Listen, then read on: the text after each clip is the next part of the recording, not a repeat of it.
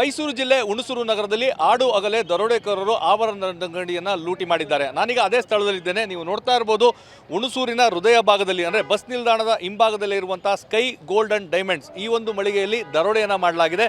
ಮಧ್ಯಾಹ್ನ 2:30 ಸುಮಾರಿಗೆ 5 ಜನರು ಈ ಒಂದು ಅಂಗಡಿಗೆ ಎಂಟ್ರಿಯನ್ನು ಕೊಡ್ತಾರೆ. ಕೆಲವು ಮುಸುಕುದಾರಿಗಳಿದ್ರು, ಮತ್ತೆ ಕೆಲವರು ಹೆಲ್ಮೆಟ್ ಅನ್ನು ಹಾಕಿಕೊಂಡು ಬಂದಿದ್ರು, ಕೈಗಳಲ್ಲಿ ಗನ್ ಇತ್ತು.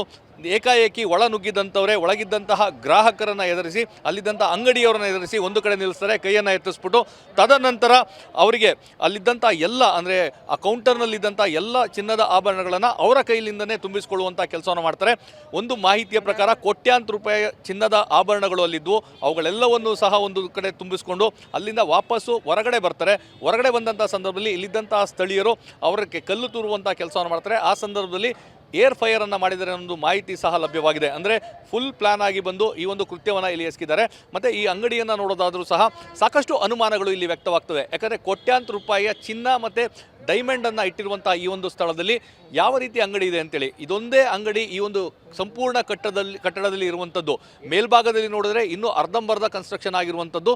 ಇನ್ನೂ ಪೂರ್ತಿ ಆಗಿಲ್ಲವಾದಂತಹ ಅಂಗಡಿಯಲ್ಲಿ ಕೋಟ್ಯಾಂತರ ರೂಪಾಯಿ ಬಂಡವಾಳವನ್ನು ಹಾಕಿ ಆಭರಣದ ಅಂಗಡಿಯನ್ನು ಮಾಡಿದ್ದು ಹೇಗೆ ಅನ್ನೋ ಚರ್ಚೆ ಈಗ ಆರಂಭವಾಗಿದೆ. ಇದರ ಜೊತೆಗೆ ಕೆಳಭಾಗದಲ್ಲಿ ಒಂದಷ್ಟು ಮಳಿಗೆಗಳಿದ್ರೂ ಸಹ ಅಂದರೆ ಭಾನುವಾರ ಆಗಿರೋದ್ರಿಂದಾಗಿ ಯಾವ ಅಂಗಡಿಗಳು ಸಹ ತೆಗೆದಿರಲಿಲ್ಲ. ಮತ್ತು 2:30 ಸಮಯ ಅಂತ ಹೇಳಿದ್ರೆ ಹುಣಸೂರಿನ ನಗರವನ್ನು ನೀವು ನೋಡ್ತಾ ಇರ್ಬೋದು. ಅಂದರೆ ಈ ಆಭರಣದ ಅಂಗಡಿ ಇರುವಂಥ ಪಕ್ಕದ ರಸ್ತೆ ಮುಖ್ಯ ರಸ್ತೆ ಅಂದರೆ ಕೊಡಗುಗೆ ಸಂಪರ್ಕಿಸುವಂಥ ಬೈಪಾಸ್ ರಸ್ತೆ ಇದಾಗಿದೆ.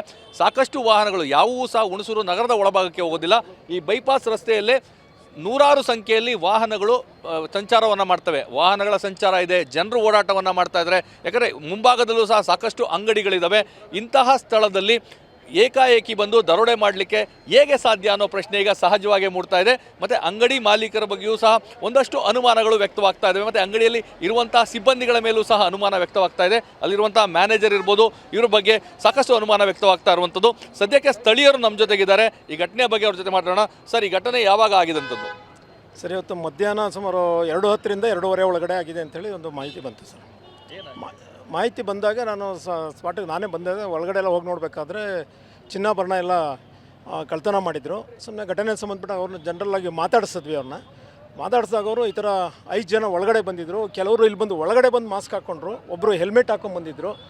ಬಂದು ಹೇಳಿ ನಮಗೆಲ್ರಿಗೂ ಹ್ಯಾಂಡ್ಸ್ ಅಪ್ ಅಂತ ಹೇಳಿದ್ರು. ಎಲ್ರಿಗೂ ಅವರು ಪೂರ್ಣ ಹಿಂದಿನಲ್ಲಿ ಮಾತಾಡ್ತಾಯಿದ್ರು, ಕೆಲವರು ಇಂಗ್ಲೀಷಲ್ಲಿ ಮಾತಾಡ್ತಾಯಿದ್ರು. ನಮಗೆ ಕೈಯೆಲ್ಲ ಮೇಲೆ ಕೆತ್ತಿಸಿದ್ರು. ಮತ್ತು ಒಂದು ಕಡೆಯಿಂದ ಬ್ಯಾಗ್ ತೊಗೊಂಬಂದು ಎಲ್ಲ ಚಿನ್ನಾಭರಣಗಳನ್ನೆಲ್ಲ ತುಂಬಿಕೊಂಡ್ರು. ಮತ್ತು ನಮ್ಮ ಕಡೆ ಕೈಯಿಂದನೂ ಕೂಡ ತುಂಬಿಸಿದ್ರು, ನಮ್ಮ ಕಡೆಯಿಂದನೂ ಕೂಡ.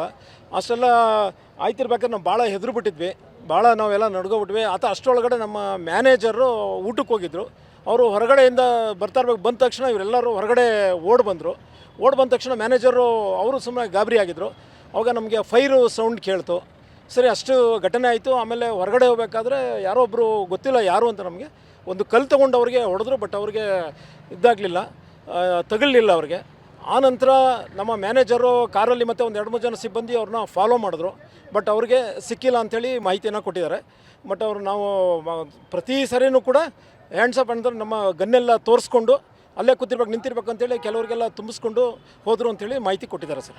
ಎಷ್ಟು ಆಭರಣಗಳನ್ನು ದರೋಡೆ ಮಾಡಿರ್ಬೋದು ಮತ್ತು ಎಷ್ಟು ಆಭರಣಗಳಲ್ಲಿ ಇತ್ತು ಅಂತೇಳಿ? ಅಂದರೆ ಅವ್ರ ಪ್ರಕಾರ ಸುಮಾರು ಒಂದು 5-6 kg ಮೇಲೆ ಹೋಗಿರ್ತಕ್ಕಂಥದ್ದು. ಮತ್ತು ವಜ್ರದ ಉಂಗುರಗಳನ್ನು ಕೂಡ ಹೋಗಿದೆ. ಅಲ್ಲಿ ಕೆಲವೊಂದು ಅವರು ಹೇಳಿದ ಪ್ರಕಾರ ವಜ್ರದ ಉಂಗುರ ಹೋಗಿದೆ. ಸುಮಾರು ಚಿನ್ನಾಭರಣ ಸಾಕಷ್ಟು ಹೋಗಿದೆ ಸರ್. ಎಷ್ಟು ಮೌಲ್ಯ? ಮೋಸ್ಟ್ಲಿ ಒಂದು 8-10 ಕೋಟಿ ಇರ್ಬೋದು ಅಂತ ಅಂದ್ಕೊಂಡಿದ್ದೆ. ನಮಗೆ ಅದು ಐಡಿಯಾ ಇಲ್ಲ, ಬಟ್ ಅದು ಅವರೆಲ್ಲ ವೆರಿಫೈ ಮಾಡಿದ್ಮೇಲೆ ಗೊತ್ತಾಗುತ್ತೆ ನಮಗೆ. ಒಂದು 8-10 ಕೋಟಿ ತನಕ ಇರ್ಬೋದು ಅಂತ ಅನ್ಸುತ್ತೆ ಸರ್.